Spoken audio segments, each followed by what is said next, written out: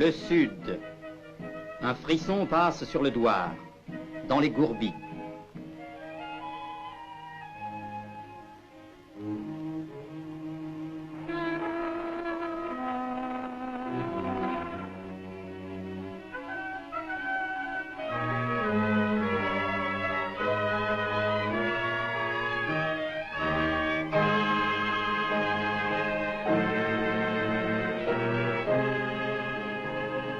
Le jeune nomade sourit au symbole du voyage. Venant comme lui du désert, l'automotrice passe.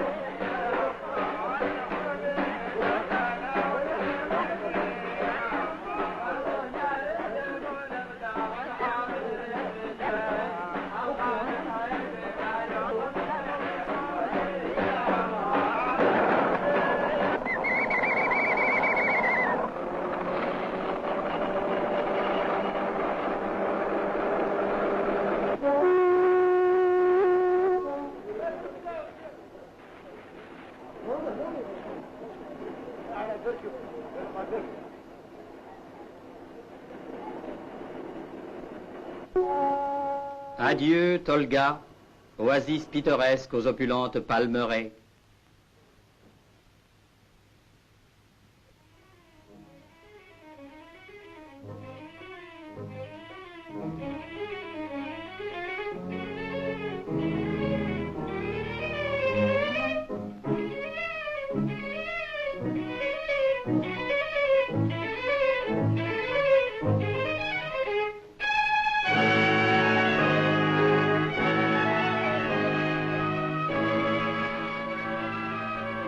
Des plus importants dépôts des chemins de fer algériens, Sidi Mabrouk.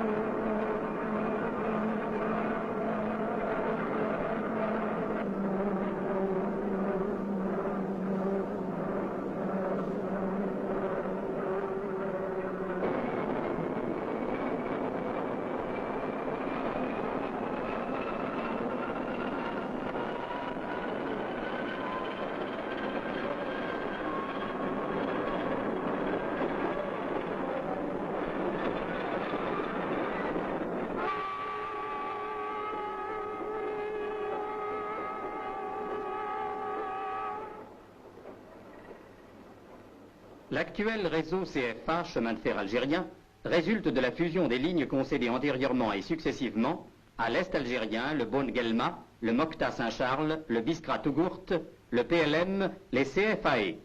Réunir les ports à l'intérieur du pays, pénétrer vers le sud, relier entre elles les grandes villes et les zones les plus riches, tel est le but du réseau qui comporte actuellement près de 5000 km, dont 1300 km pour la grande dorsale impériale Gardimaou-Oujda, de la frontière tunisienne à la frontière marocaine.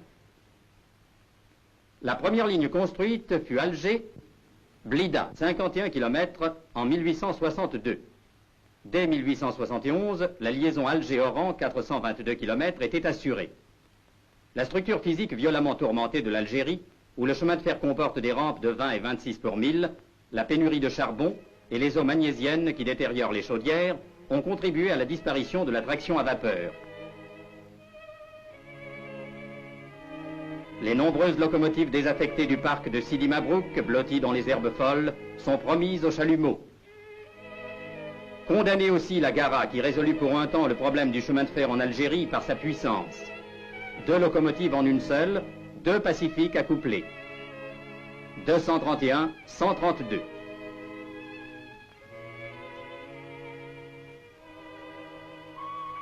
L'imposante machine semble narguée par ses rivales encore en activité.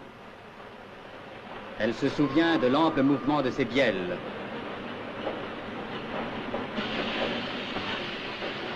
Tandis que les bruyantes tractions vapeur crachent leur fumée, réduites au rôle subalterne de machines de manœuvre.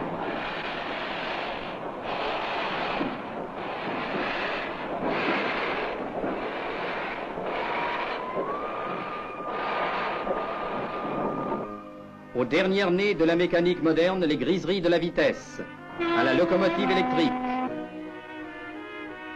à la rapide Micheline, à l'autorail élégant,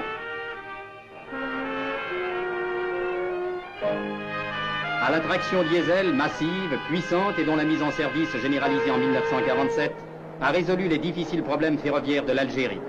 Alimenté par mazout, un moteur diesel transmet son énergie à une génératrice qui la transforme en courant envoyé à des moteurs électriques entraînant les roues motrices. La moyenne horaire de 26 km en 1872 et de 61 km en 1939 est passée à 84 km en 1950. Messieurs les voyageurs, pour la direction de Constantine et de Tunis, en voiture s'il vous plaît. Attention au départ.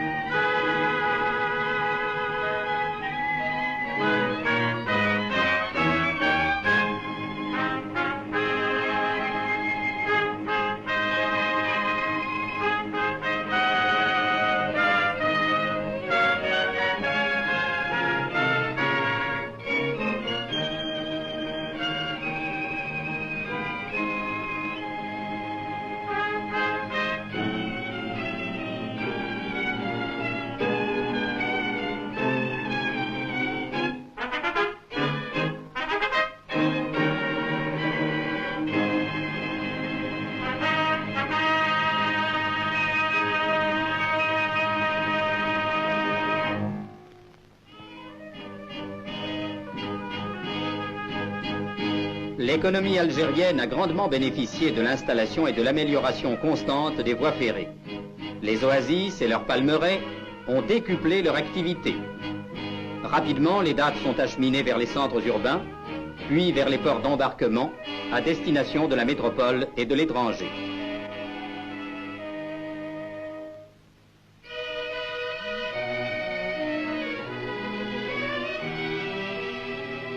La liaison rail-mer nous permet d'assister à une opération délicate. Une locomotive diesel, quelques 100 tonnes, passe de la cale sur les rails. Nouvelle acquisition des CFA, elle est, dès cet instant, en mesure d'assurer son service.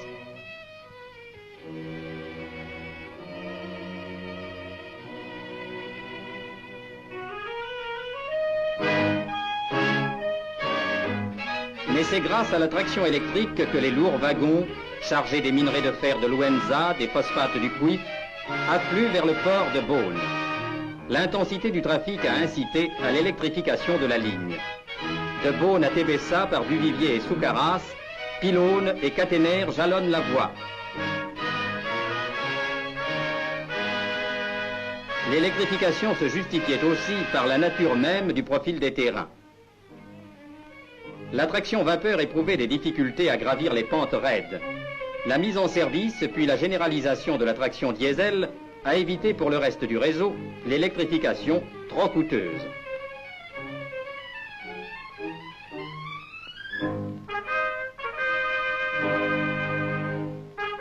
Les merveilleux paysages nord-africains ont exigé en rançon de leur beauté et de leur pittoresque l'édification de nombreux ouvrages d'art. Le viaduc de la rivière des Chiens, près de Constantine. Le viaduc de Beni Amran. Le pont d'Oumache sur la ligne de Tougourt.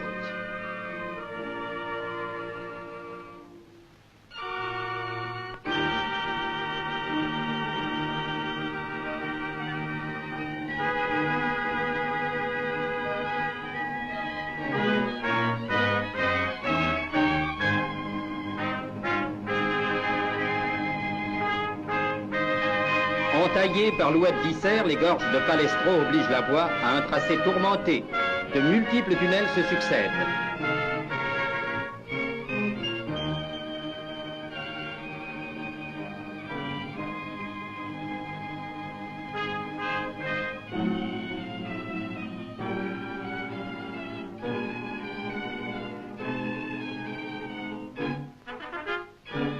À travers les monts de l'Aurès, la voie fonce par le défilé d'El Kantara, la porte d'or du désert.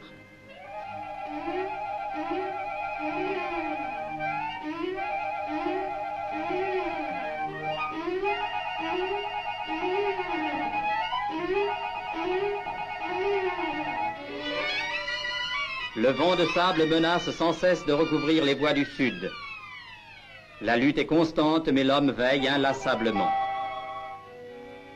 Méthode de jadis. Tandis que plus au nord, où le trafic est intense, les équipes entraînées pourvues d'un matériel moderne améliorent et entretiennent le réseau. Une tyrephoneuse simplifie le travail. Le rail est enlevé.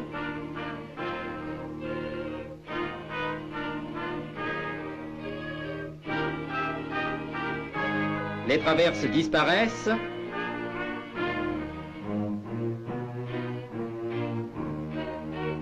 Le moteur gradeur va donner sa forme au nouveau ballast.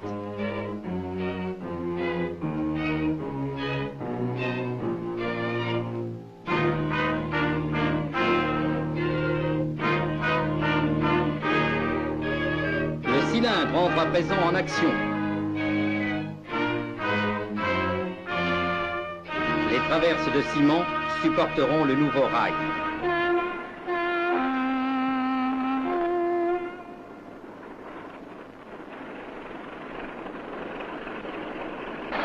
Dernier progrès du matériel roulant, la rame inox, aux voitures allégées, élégantes, confortables, rapides, mais Alger à 5 heures d'Oran et à 7 heures de Constantine.